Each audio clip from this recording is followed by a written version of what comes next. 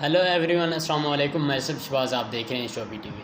दोस्तों, आज की इस वीडियो में हम आपको बताएंगे कि साल 2022 के आखिर तक डॉलर कितना महंगा होगा। माली साल 2022 में इंटर बैंक में डॉलर की कदर 30% बढ़ती रही। रिपोर्ट के मुताबिक 30 जून 2022 को इंटर बैंक में डॉलर की कीमत 204 रुपये 85 पैसे थी और 30 जून 2021 को इंटर बैंक में डॉलर 157 रुपये 54 पैसे का था। इसी तरह माली साल 2022 में डॉलर की कीमत में 47 रुपये 31 पैसे का इजाफा हुआ है। माली साल 2022 में डॉलर की कीमत में 47 रुपये 31 पैसे का इजाफा हुआ है।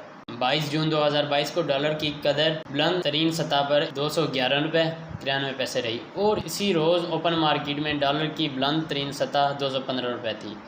30 जून 2022 को ओपन मार्केट में डॉलर की कदर 205 रुपये थी, जबकि 30 जून 2021 को डॉलर 158 रुपये का था। दोस्तों, आज के लिए इतना ही। मज़ीद अपडेट न्यूज़ के लिए हमारे चैनल को सब्सक्राइब कर दें।